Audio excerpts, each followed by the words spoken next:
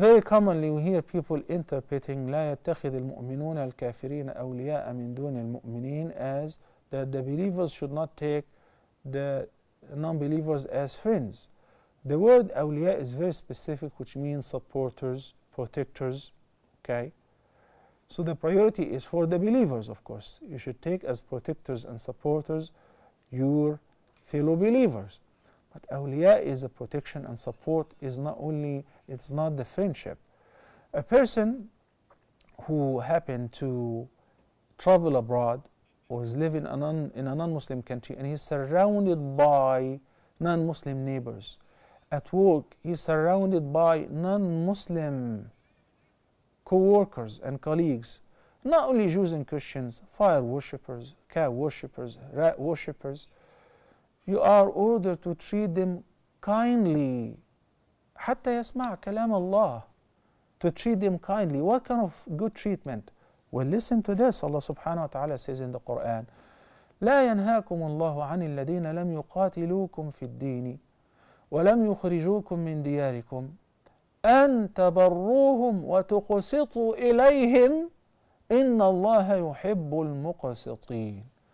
Allah does not forbid you to treat kindly and with justice and fairness and with birr, to be kind and gentle to the non-believers, non-Muslims, as long as they do not fight against you on account of your religion, nor kick you out of your homes or assist your enemies against you. It's as simple as that.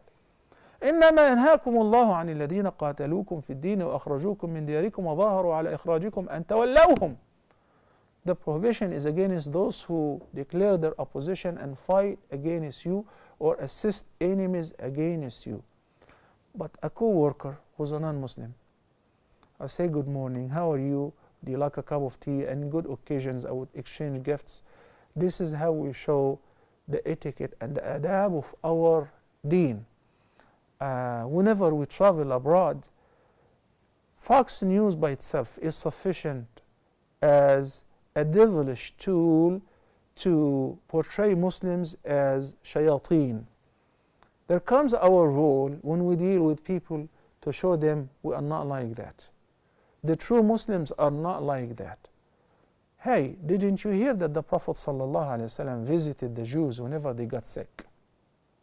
Didn't you hear that the Prophet ﷺ dealt with the Jews who were plotting against him, who tried to assassinate him? And a Jewish woman from Khaybar invited him for dinner and he responded and he went. And you all know that this Jewish woman actually poisoned the sheep to get rid of the Prophet ﷺ. And one of his companions was poisoned. We need to read the seerah, by the way. We need to learn the seerah in order to comprehend the Quran and be able to understand. It isn't sufficient to be judgmental based on your single personal understanding. In addition to, I many times disagree with many interpretation of the meanings, the English meanings, at least because this is what I read, of the Quran. The interpreter, in addition to being mastering the Arabic language and also the English language, has to understand the tafsir, because in many times, in many occasions, in most occasions, the one word is not befitting to give the exact sharp meaning of what's mentioned in the Quran. أن النبي صلى الله عليه وسلم said من يريد الله به خيرا يفقهه في الدين. So if you're interested to be amongst the best, then study your deen and learn. بارك الله فيك.